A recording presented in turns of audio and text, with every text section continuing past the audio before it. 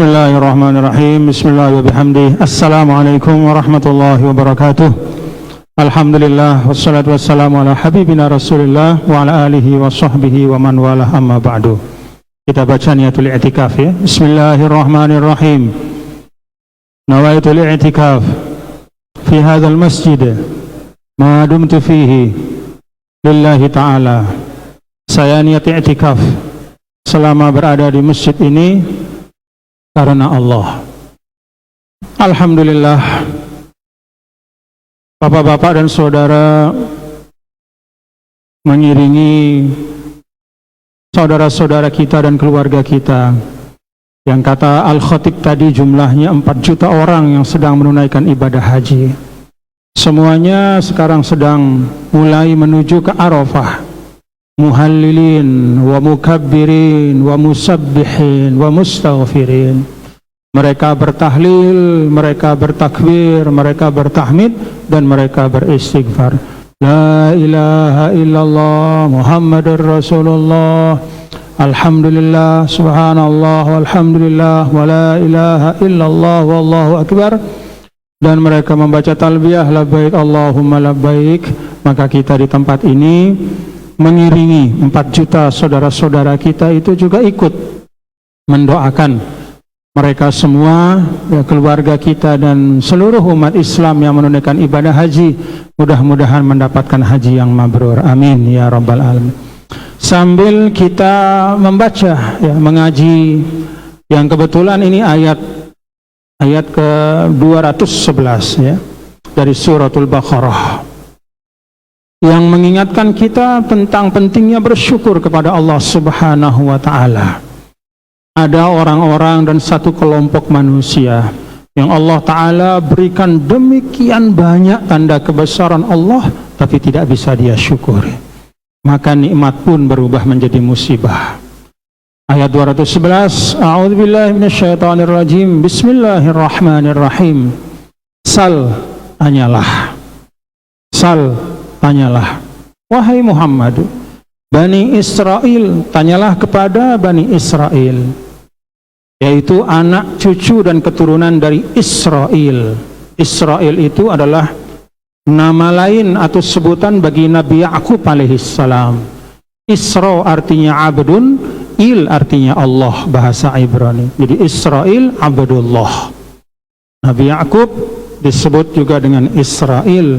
Dan keturunan Nabi Ya'qub itu mulai dari Nabi Yusuf, kemudian terus sampai Nabi Isa alaihissalam, ya, itu adalah Bani Israel. Sal Bani Israel, tanyalah kepada anak cucu dari Nabi Ya'qub yang ada bersamamu, wahai Muhammad, di Madinah. Jadi dulu Nabi bertetangga dengan orang Yahudi di Madinah. Maka Nabi diminta oleh Allah untuk bertanya kepada Bani Israel itu. Apa yang Allah minta tanya kepada mereka? Kam atainahum min ayatim bayyinah. Betapa banyaknya tanda-tanda yang jelas yang Allah Subhanahu wa ta'ala, kam, berapa banyak, ataina, kami datangkan, hum, kepada mereka, min ayatim bayyinah, dari tanda-tanda yang jelas. Wa man yubaddil ni'matallah, lalu disambung oleh Allah Subhanahu wa ta'ala, ya. Di sini waqafnya itu qaf lam, ya, artinya itu al-waqfu aula, berhenti, min ayatim bayyinah, berhenti di situ. Lalu kemudian disambung sebagai penegasan, wa may yubaddil ni'matallah, dan siapa saja yang memanipulasi, yang mengganti, yang merubah nikmat Allah, nikmat Allah, mim ba'di, setelah maja'athu, nikmat itu datang kepadanya, fa innallaha, maka sesungguhnya Allah syadidul iqab, maha pedih azabnya dan hukumannya. Bapak-bapak saudara, ada beberapa hal yang bisa kita ambil dari ayat ini. Yang pertama adalah tazkir bini'amillah, peringatan kepada kita, pengingat ya, kepada kita untuk selalu mengingat nikmat Allah. Jadi nikmat Allah itu harus terus kita ingat supaya tumbuh kesadaran kita sebagai manusia. Kalau sudah tumbuh kesadaran sebagai hamba Allah yang dapat nikmat yang banyak, maka insya Allah kita akan menjadi pribadi yang lebih baik, yang lebih pandai mensyukuri nikmat Allah. Jadi yang pertama adalah ayat ini pengingat kepada kita untuk banyak-banyak bersyukur. Jangan seperti Bani Israel yang Allah Ta'ala berikan demikian banyak ayatin bayinah. Ada banyak sekali tanda-tanda kekuasaan Allah. Kata ulama yang pertama ada syaqul bahar. Ketika mereka dikejar oleh Fir'aun, ya, sudah tidak ada tempat lagi untuk berlindung. Sudah sampai di pinggir Laut Merah. Mau maju ada laut, mau mundur ada musuh, mau ke kanan ke kiri tidak ada juga tempat berlari. Maka Nabi Musa alaihissalam diperintahkan oleh Allah untuk memukulkan tongkatnya. Famfalaqa fakana kullu firqin kattaudil azim. Dipukulkanlah tongkat itu, terbelahlah Laut Merah itu. Setiap belahannya itu seperti gunung yang besar. Jadi dijaga kiri kanannya oleh Allah, sehingga di tengahnya itu kering dan bisa menjadi jalan. Selamatlah dari negeri Mesir yang dikuasai oleh Fir'aun pada waktu itu, menyeberang ke semenanjung Sinai atau padang pasir Sinai. Selamat. Dikejar oleh Fir'aun dan anak buahnya, laut itu ditutupkan kembali. Maka hancur leburlah mereka yang mengejar Nabi Musa. Itu ayatin bayinah. Mohon maaf ya, kalau model kita, bapak-bapak saudara, katakanlah kita ini kayak Bani Israel dulu, lalu berada dalam kejaran musuh yang sudah haus untuk membunuh kita. Tiba-tiba Allah selamatkan dengan cara seperti itu. Mohon maaf, gambarannya misalnya Lombok sama Sumbawa, atau Sumbawa sama Lombok. Ada orang di Sumbawa dikejar sama penguasa yang jahat, lalu dia sudah sampai di ujung itu, nggak bisa kemana-mana. Lalu kemudian Allah belah laut tuh, selat apa namanya itu? Selat Alas, pecah, terbelah, lalu bisa lewat di situ selamat sampai ke Lombok, atau sebaliknya. Kalau kita, bapak-bapak saudara, diselamatkan oleh Allah kayak begitu, ya Allah, nggak bakal kufur lagi kepada Allah. Udah, dengan mata kepala kita saksikan bagaimana Allah menyelamatkan langsung dengan suatu mukjizat yang luar biasa. Udah selesai urusan, nggak bakal akan durhaka lagi kepada Allah. Mungkin hari-hari kita isinya hanya sholat terus, syukur terus, alhamdulillah ya Allah, sampai laut dibelah, sampai kita selamat. Itu rasanya orang normal seperti itu. Tapi yang namanya Bani Israel ini memang manusia aneh. Emang manusia aneh, sampai sekarang aneh juga. Orang-orang yang disebut di Israel orang Yahudi itu aneh betul memang ya, tidak pernah mampu melihat kebaikan, tidak pernah mampu bersyukur. Jadi semakin dikasih nikmat semakin jahat, semakin diberikan kekuasaan semakin zalim. Nah, diingatkanlah oleh Allah, wahai Bani Israel, ingat-ingat betapa banyaknya tanda-tanda kekuasaan Allah. Yang pertama itu syaqul bahar. Yang kedua, ketika sudah sampai semenanjung Sinai, padang pasir, panas luar biasa. Apa yang diberikan oleh Allah? Wa zallalna 'alaikumul ghamam. Maka Allah naungi mereka sepanjang perjalanan mereka. Coba, udah diselamatkan, laut dibelah, selamat dari musuh. Begitu sampai padang pasir, Allah naungi mereka. Nabi Musa dengan pengikutnya itu dinaungi oleh awan, sehingga mereka tidak merasakan panas yang terik pada waktu itu. Tidak cukup dinaungi oleh awan, yang ketiga, wa nazzalna 'alaikumul manna wassalwa. Begitu jalan, namanya orang Yahudi itu tidak bisa lapar sebentar, dikit-dikit minta makan. Jadi begitu mereka lapar pun Kemudian Nabi Musa berdoa, diturunkan oleh Allah al-manna was-salwa. Al-mannu itu semacam getah yang jatuh pada pagi hari, manis getah itu. Jadi menjadi sumber glukosa dan karbohidrat bagi mereka. Ya. Jadi semacam manisan diturunkan oleh Allah, menempel di pohon-pohon. Pagi itu mereka bisa ambil seperti getah, manis rasanya, menjadi sumber karbohidrat mereka sehingga mereka kuat. Tidak cukup Allah kasih mereka karbohidrat, ditambah lagi wassalwa.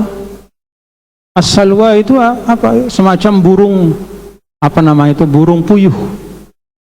Ya. Burung-burung yang tiba-tiba terbang rendah sekali sehingga langsung mereka dapat angkat.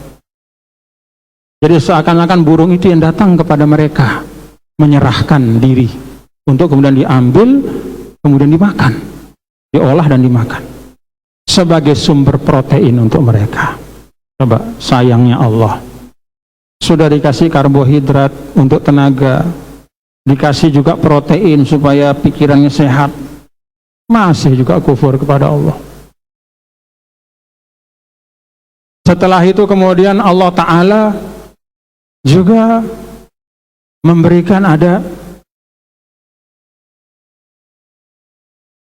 satu mukjizat kepada Nabi Musa ketika mereka berada di tengah-tengah kehausan yang luar biasa. Diminta Nabi Musa untuk memukulkan tongkatnya ke atas batu. Famfajarat min husnata asyrata aina. Pecahlah batu itu dan keluarlah 12 mata air. Sejumlah kelompok dari anak cucu Nabi Yakub yang ada pada waktu itu. Jadi Nabi Musa membawa Bani Israel yang isinya itu 12 kelompok. Maka ketika Nabi Musa memukulkan tongkatnya, keluarlah, ya, pecahlah batu dan keluarlah 12 mata air, masing-masing dapat bagian. Kenapa? Supaya mereka tidak rebutan. Karena namanya Bani Israel itu untuk urusan materi luar biasa rebutannya. Mau saling lanjak, mau saling bunuh, maka Allah berikan masing-masing. Jadi sudah berapa itu? Sudah ada 4. Lalu di ayat yang lain, wa isnataqnal jabala fawqahum ka'annahu zullatun. Bahkan ketika mereka ada keraguan, ya, untuk mendapatkan keyakinan, ini orang Yahudi itu selalu penuh dengan keraguan dan syak wasangka.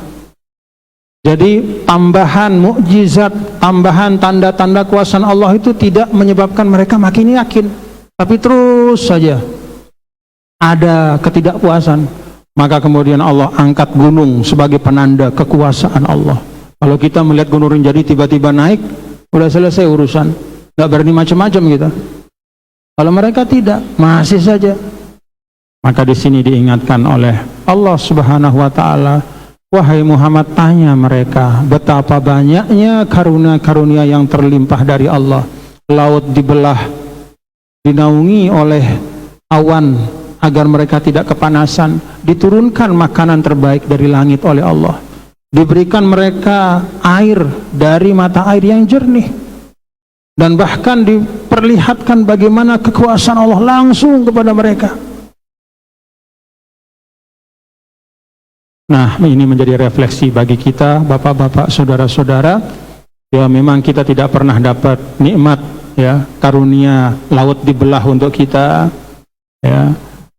Tapi yang semakna dengan itu sesungguhnya banyak. Artinya Allah memberikan kita keselamatan pada saat kesulitan. Allah kasih jalan keluar. Memang tidak ada turun al-mannu was-salwa dari langit, al-mannu was-salwa, tetapi Allah kasih kita rezeki setiap saat. Memang tidak ada mata air yang pecah dari pukulan tongkat seperti Nabi Musa dulu, tapi sumber air kita juga banyak, luar biasa. Ini semua karunia Allah. Maka sikapi karunia Allah ini dengan memperbanyak syukur. Alhamdulillah. Itu yang pertama. Yang kedua, dari ayat ini kita mengambil pelajaran, wa may yubaddil ni'matallahi min ba'di ma ja'athu fa innallaha syadidul iqab. Barang siapa yang merubah, mengganti nikmat Allah, ya. Jadi nikmat-nikmat Allah itu dia menyikapinya dengan sikap yang salah. Sebagaimana Bani Israel dulu menyikapi nikmat-nikmat itu dengan cara yang salah. Bukannya dengan baik mereka terima, tapi justru sikap mereka jauh dari sikap kesyukuran. Kalau kata para ulama, dulu Bani Israel itu yubaddil nikmat Allah, mereka mengganti, memanipulasi nikmat Allah. Pertama, kitmanul haq, mereka tutupi kebenaran. Dalam Taurat itu ada penjelasan tentang Nabi akhir zaman dengan sifat-sifatnya, ditutupi, tidak mau dijelaskan. Padahal mereka tahu, dan bahkan mereka tunggu-tunggu. Sehingga dulu pada zaman jahiliyah ketika orang Yahudi itu berkelahi sama orang Arab dan mereka kalah, apa kata mereka? Oke, kami sekarang kalah, tapi tunggu sebentar lagi ketika datang Nabi akhir zaman, kami akan perangi kalian dan kami pasti akan menang. Jadi mereka tahu, mereka meyakini. Tapi ketika Nabi akhir zaman itu keluar dari bukan kelompoknya, mereka mengharapkan keluarnya itu dari Bani Israel, ternyata datangnya dari Bani Ismail. Maka mereka kufur. Jadi kekufurannya orang Yahudi pada masa Rasul dulu bukanlah karena mereka tidak meyakini kebenaran Nabi Shallallahu Alaihi Wasallam, tapi karena mereka tidak mau, mereka tidak mau kalah gengsi, kalah marwah. Kok dari anaknya Ismail bukan dari anaknya Ishak? Kok bukan dari kelompok kita? Padahal tradisinya yang namanya Nabi kan datangnya dari kita. Kok tiba-tiba orang Arab ini keluar nabinya? Nggak mau dia beriman. Itu kelakuan Bani Israel ketika mereka mendapatkan nikmat, ketika mereka melihat tanda-tanda kekuasaan Allah, bukannya disikapi dengan baik, tapi justru yubaddil, mereka manipulasi. Bentuknya apa? Pertama, kitmanul haq, menyembunyikan kebenaran. Yang kedua, tahriful kitab. Bukan hanya tidak disampaikan isi Taurat, bahkan sebagian atau bahkan sekarang semuanya yang terkait dengan Nabi Muhammad itu dihilangkan dari Taurat. Ditambah Taurat itu dengan hal-hal yang tidak pernah diturunkan kepada Nabi Musa, dan apa yang berkaitan dengan sesuatu yang tidak cocok dengan hawa nafsu mereka itu dihapus dan dihilangkan. Itu tahriful kitab yang kedua. Lalu yang ketiga, at-tamarrud wal isyan. Bentuk dari pembangkangan, bentuk dari mereka menerima karunia Allah itu, perlawanan mereka adalah at-tamarrud wal isyan. Ketika datang perintah Allah, jawabannya bukan sami'na wa ata'na, tapi sami'na wa asayna. Oke, kita dengar, tapi sorry, kami nggak mau laksanakan. Nah, itu berulang kali. Assalamualaikum. Berulang kali sami'na wa asayna, selalu melawan. Dulu baik melawan dengan kata maupun dengan cara. Dulu ya, mereka diharamkan untuk mengambil ikan hari Sabtu. Diminta hari Sabtu itu sudah ibadah saja, kira-kira begitu. Nah, Allah kemudian memberikan mereka cobaan. Pada hari Sabtu, ikan-ikan itu semakin banyak kelihatan dari pantai. Tiba-tiba ikan-ikan yang besar-besar gitu ke pinggir hari Sabtu. Maka mereka melihat cobaan itu, ya. Mereka melihat cobaan itu, mereka mengakali. Ya. Dia tidak mengambil ikannya hari Sabtu, tapi dia pasang jaringnya hari Sabtu. Dia ngambilnya hari Minggu. Ya. Kan kita tidak ngambil ikan hari Sabtu katanya, kita ngambilnya hari Minggu. Iya, tapi bapak pasang jaringnya hari Sabtu, sama saja. Itu tamarrud wal isyan. Ya. Jadi otaknya bukan dikreasikan untuk mentaati perintah Allah, cari jalan. Kan kalau orang yang benar, yang akalnya sehat, kalau dia ingin kalau misalnya ada perintah Allah dia tidak bisa. Katakanlah misalnya wa atuz zakah, keluarkanlah zakat. Nah, kebetulan uangnya misalnya belum cukup untuk zakat, ya dia cari jalan yang lain untuk cari ketaatan yang lain. Misalnya dengan bersedekah, atau kalaupun tidak ada uang, bersedekahnya dengan kata yang baik, dengan senyum paling tidak, atau mencegah diri dari menzolimi orang. Itu semua sedekah. Kan begitu. Nah, kreasi kita sebagai orang beriman, kalau kita kesulitan dalam satu kebaikan, kita cari jalan kebaikan yang lain. Kalau Bani Israel itu tidak. Kreasinya adalah bagaimana ngakali ketaatan itu, ya, supaya secara zahiriyah dia tidak maksiat, tapi sebenarnya dia melakukan kemaksiatan. Jadi begitu datang ikan hari Sabtu, ya dia pasang jaring hari Sabtu. Lalu kemudian hari Minggu baru dia panen. Begitu ditanya kenapa, kan disuruh hari Sabtu untuk tidak mengambil ikan, ya, disuruh untuk ibadah saja. Iya, ini kita bukan hari Sabtu kita ngambilnya, kita ngambilnya hari Minggu, padahal jaringnya dia pasang hari Sabtu. Itu yang ketiga, at-tamarut wal isyan. Yang keempat, al-mumatalatu wal jidal. Ketika mereka diminta untuk melakukan sesuatu, al-mumatalah wal jidal, berusaha untuk mendebat dan menunda-nunda. Jadi mencari jalan terus, ya. Ketika dulu diperintahkan oleh Allah untuk carilah seekor sapi, ya, lalu nanti sapi itu akan menjadi jalan Allah membuka siapa sesungguhnya yang membunuh orang itu. Begitu diminta, apa kata mereka?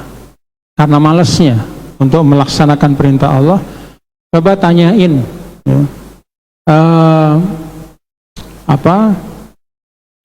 yang umur berapa? Nah, umurnya berapa? Kira-kira sapi yang sudah tua atau yang masih muda? Akhirnya dijawab oleh Allah Subhanahu wa taala, sudah pertengahan saja. Begitu diberitahu yang pertengahan tidak dilaksanakan juga. Nambah lagi pertanyaannya, tanyakan warnanya warna apa? Dilayani oleh Allah, ya.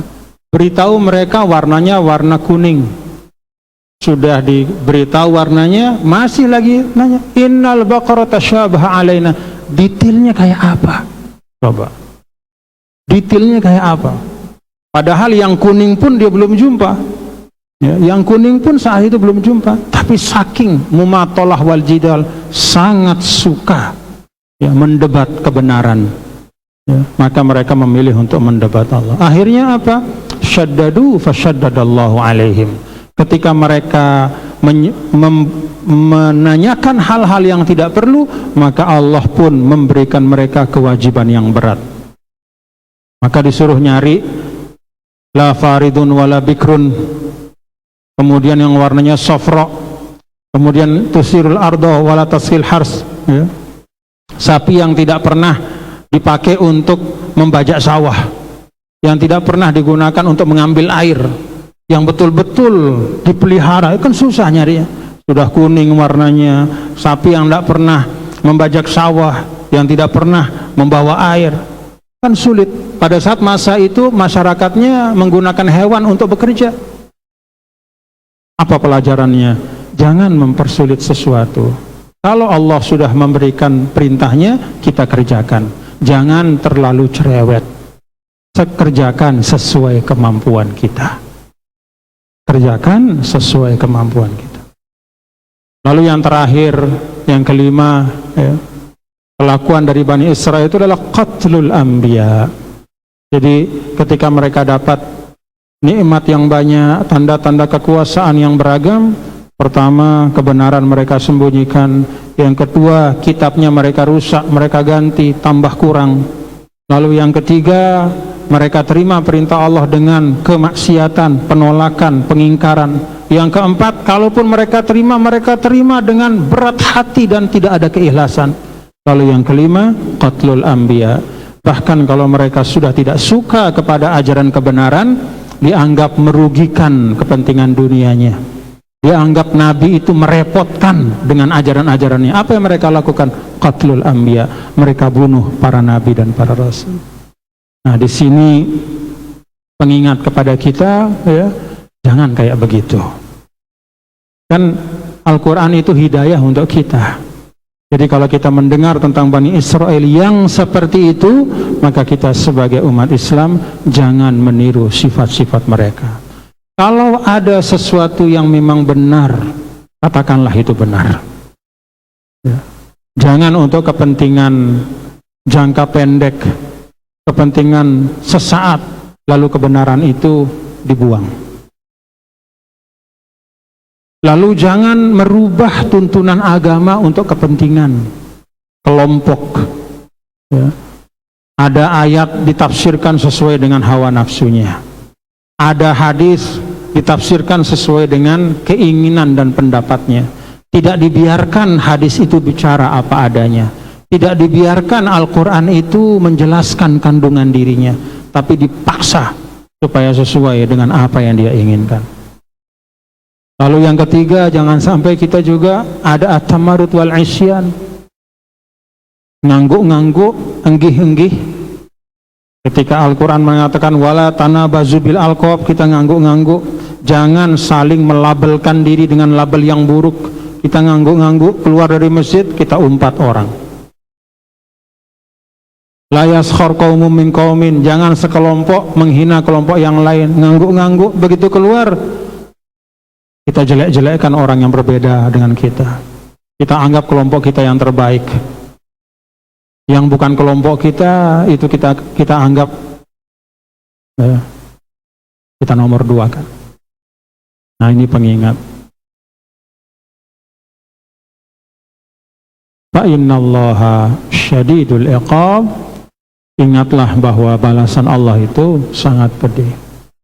Dan kita lihat sekarang, ya, Bapak-bapak saudara, yang terjadi di tanah Palestina itu kan sebenarnya kelakuan orang-orang Bani Israel atau orang Yahudi yang mereka warisi, ya. Jadi kalau ada yang disebut dengan ilmu genetika, ya, itu kan kalau ilmu genetika itu ada genotip, ada fenotip, ya. Ada genotip, ada fenotip. Fenotip itu ya yang nampak, yang terlihat. Jadi dari gen itu kelihatan tingkah laku, kelakuan. Maka kalau dulu nenek moyang mereka seperti itu kepada Nabi Musa, Nabi Harun, ya. Kepada Nabi Dawud, Nabi Sulaiman, ya. Dan nabi-nabi yang lain, Nabi Ayub, ya, dan seterusnya. Kalau kayak begitu mereka, ya, nenek moyangnya suka mengingkari, suka merusak-rusak kesepakatan, mengabaikan kitab suci, tidak perlu dan tidak peduli kepada janji, maka ternyata sekarang tuh orang-orang yang mengaku sebagai Bani Israel atau Yahudi yang ada di Palestina persis kelakuannya sama. Mulai dari kitmanul haq, apa yang sudah jadi kesepakatan mereka sembunyikan, ya. Kemudian ya Allah, persis sudah jadi terwarisi tradisi yang buruk itu. Bagian dari kita sekarang sebagai umat Nabi besar Muhammad sallallahu alaihi wasallam, mari kita pelihara tradisi yang baik dan kita bangun tradisi yang lebih baik lagi untuk kita wariskan kepada generasi setelah kita. Wallahu a'lam bishawab. Bapak-bapak saudara, itulah ayat 211 dari Suratul Baqarah.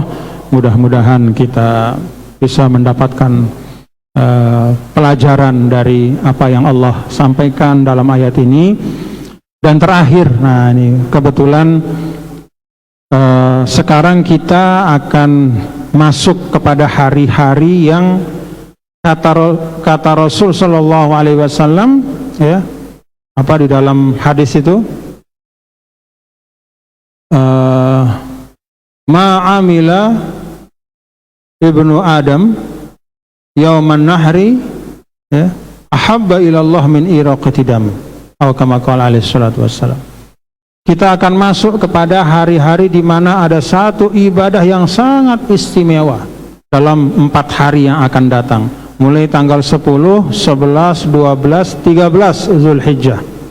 Jadi mulai dari setelah melaksanakan sholat Idul Adha sampai matahari tenggelam pada tanggal 13 Zulhijjah, 4 hari itu ada satu ibadah yang sangat istimewa bagi yang mampu, namanya iraqatu damin, yaitu menumpahkan darah hewan, berkurban, menyembelih hewan kurban. Karena itu bagi yang mampu, bapak-bapak, saudara-saudara, ya, bapak-bapak dan saudara-saudara yang memang mampu untuk menyiapkan kurbannya, silahkan siapkan. Rasulullah Shallallahu Alaihi Wasallam menyampaikan luhum, ash'ar, azlaf, setiap potongan dagingnya, setiap helai rambutnya, setiap ujung kuku dari hewan yang disembelih itu semua menjadi ladang kebaikan dan pahala bagi yang berkurban. Bahkan disampaikan dalam sebuah hadis itu bahwa hewan kurban itu la yaqa'u minallah, dia akan, darah itu ketika dia tumpah, sebelum dia tumpah ke atas tanah, ke bumi, dia sudah sampai dulu kepada ridho Allah. Jadi sampainya kepada Allah itu lebih cepat dibanding jatuhnya darah hewan yang disembelih itu di atas bumi. Apa gambaran ini? Apa maknanya? Kata para ulama, itu menunjukkan bahwa berkurban itu salah satu amal yang sangat cepat, ya, dikabulkan oleh Allah Subhanahu wa Ta'ala. Pastikan 3 hal terpenuhi. Yang pertama, an-niyatu litaqarrub ilallah. Pertama, niatnya itu adalah niat untuk bertaqarrub kepada Allah. Yang kedua adalah at-tahaqquq minasin, pastikan umur dari hewan yang dikorbankan itu. Kalau dalam ajaran agama kan itu ada 3, ya, yang boleh. Pertama unta, tapi tidak ada di sini.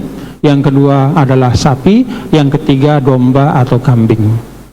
Kalau onta itu umurnya 5 tahun ke atas, kalau sapi itu 2 tahun ke atas, kalau kambing itu sebisanya adalah musinnah, lebih dari 1 tahun. Tapi kalau punya ada domba, dia sudah besar, yang namanya domba kan besar, sehat, ya, kelihatan, walaupun dia baru jazaah 6 bulan ke atas nggak apa-apa, ya. Jadi kalau domba 6 bulan ke atas, kalau kambing ya musinnah 1 tahun ke atas, kalau sapi itu 2 tahun ke atas, kalau punya onta, ya, walaupun saya yakin tidak ada yang punya onta, itu 5 tahun ke atas. Jadi pastikan yang kedua at-tahaqquq minasin. Yang ketiga kata para ulama as-salamatu minal uyub. Hewan yang dikorbankan itu jangan ada aib yang terlihat. Misalnya telinganya hilang 1, jangan. Hidungnya kepotong, jangan. Al-aura, dia juling. Jadi ada juga hewan yang juling, ya.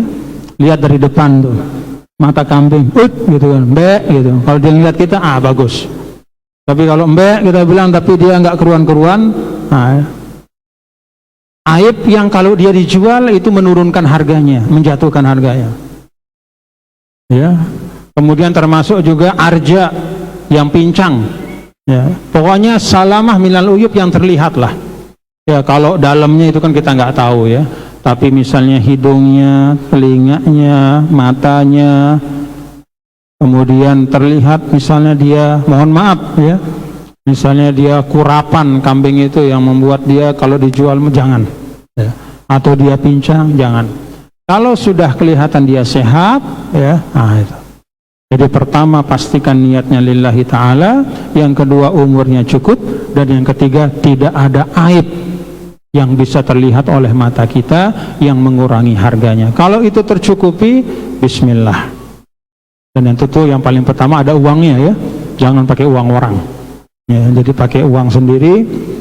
Kalau dalam ajaran yang disampaikan oleh Rasulullah SAW, Nabi itu berkurban untuk dirinya dan keluarganya, sehingga sebenarnya kalau 1 kambing itu sebenarnya cukup untuk 1 keluarga, ya. Walaupun kalau memang musar, ya, musar itu artinya lapang, ya, boleh 1 kambing buat 1 orang.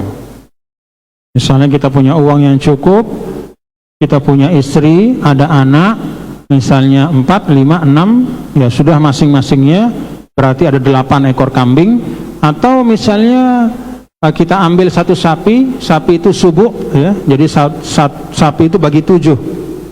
Maka kalau kita punya istri ada anak 6, berarti yang 7-nya bisa masuk di satu sapi, kemudian yang ke-8 itu kambing secara khusus, boleh juga. Atau seperti tadi, menurut sebagian ulama bahwa Nabi berkorban dengan satu domba untuk diri beliau dan untuk keluarganya, ya. Jadi cukup juga, ya. Bagaimana kalau tidak bisa beli kambing? Ya nggak apa-apa beli ayam, ya, tapi bukan berkurban namanya. Masa bikin pelalah, bagikan, dapat pahala. Pahala apa? Pahala berbagi. Nah, kalau kurban itu kan kata ulama, yuqassam salah satu ajza, dibagi menjadi 3. Sepertiganya untuk yang berkurban dan keluarganya, sepertiganya untuk tetangga-tetangga, dan sepertiganya untuk yang membutuhkan. Ya, jadi kurban itu boleh kita makan. Untuk keluarga itu boleh, sepertiga. Kalau misalnya sudah terlalu sering makan daging, ya kasih saja semua untuk kepada yang membutuhkan. Siapa yang membutuhkan? Al-aqrab fal-aqrab. Kalau ada kerabat, dahulukan. Kalau ada tetangga, dahulukan. Tapi pada masa-masa tertentu seperti keadaan umat Islam yang ada di Palestina, walaupun dia jauh, ya, walaupun ribuan kilo dari Lombok, tapi tidak ada salahnya, bagus juga, karena mereka berada dalam kesulitan yang nyata, penindasan yang luar biasa. Maka boleh kita berkorban dagingnya itu untuk saudara-saudara kita di Palestina, itu boleh, tidak masalah, ya. Tapi kalau keadaan normal, ya seperti tadi, yang dekat lebih dulu. Mudah-mudahan ada manfaatnya dari apa yang saya sampaikan, pengingat bagi kita semua, dan mudah-mudahan kita dimudahkan untuk bisa berkurban, ya. Berkorban, Masya Allah. Nah, yang namanya korban itu luar biasa, luar biasa. Datang hari kiamat, kata Nabi, itu semua potongan setiap helai kambing atau domba, ya, atau sapi, rambutnya itu sependek apapun nanti akan bersaksi di sisi Allah. Kukunya, dagingnya, syuhumnya, apa itu syuhum, lemak semua nanti akan menjadi sebab mudah-mudahan kita mendapatkan syafaat, mendapatkan kebaikan di sisi Allah Subhanahu wa Ta'ala. Kalau tidak bisa berkorban, ya bersedekahlah dengan apapun, ya, seperti tadi potong ayam atau apa. Tapi ini yang diamalkan oleh banyak ulama juga, ya, bahwa bagus kalau seseorang belum bisa berkorban tahun ini, ya, dia mulai menabung dengan niat untuk berkorban pada saat sudah cukup uangnya. Kalau ada orang menabung untuk niat membeli kambing berkorban, maka dia akan mendapatkan pahala orang berkorban sejak dia mulai menabung dan memasang niat itu. Di sini kata para ulama, salah satu tempatnya berlaku hadis Nabi, niyatul mu'min khairun min amalihi. Niat orang beriman itu lebih baik dari amalnya. Jadi pasang saja, ya Allah, saya nggak punya uang, tapi saya mulai mau nabung untuk saya berkorban. Begitu mulai itu, di situ sudah mulai ditulis pahalanya. Berkorbannya bisa jadi 5 tahun lagi, tapi dari mulai dia berniat, dia sudah mendapatkan pahala orang yang berkorban. Sama seperti orang yang menanam uang untuk ONH, berangkatnya 15 tahun lagi, tapi mulai dia menabung itu, dia sudah mengalir pahalanya dari Allah Subhanahu wa Ta'ala. Kalau malam-malam sebelum tidur, kata para ulama, niat saja bangun malam, Pak, ya Allah, saya niat bangun malam untuk tahajud. Tiba-tiba bangunnya 5:30 pagi, ya nggak apa-apa, dapat niat. Tidak dapat sholatnya, ya, dapat pahalanya apa? Pahala berniat. Makanya kata Rasul, niatul mu'min khairun min amalihi. Seringkali niatnya orang beriman itu lebih baik dari amalnya. Ada faktor-faktor yang menghalangi, ya, tapi kalau sudah pasang niat, insya Allah sudah baik. Nah, kalau misalnya ada orang bermusuhan dengan kita, ya niat saja, ya, kita sudah niat islah. Walaupun orang itu misalnya masih selalu menjahati kita, ya kita niat islah saja. Kapan mau terwujud, entah di dunia atau tidak bisa di dunia, di akhirat nanti, tapi niat kita niatul islah. Niat untuk damai, niat untuk baik. Begitu ya Bapak-bapak ya, pasang niat baik untuk hal apapun. Walaupun belum semuanya dapat langsung kita lakukan. Wallahu a'lam bishawab. Rabbana taqabbal minna innaka antas samiul alim. Tub 'alaina innaka antat tawwabur rahim. Rabbana atina min ladunka rahmah wa hayyi lana min amrina rashada. Allahumma anfa'na bima 'allamtana wa 'allimna ma yanfa'una. Wa sallallahu wasallam ala sayyidina maulana Muhammad walhamdulillahi rabbil alamin. Allahumma waffiq wal hadi ila sabilir rasyad. Assalamualaikum warahmatullahi wabarakatuh.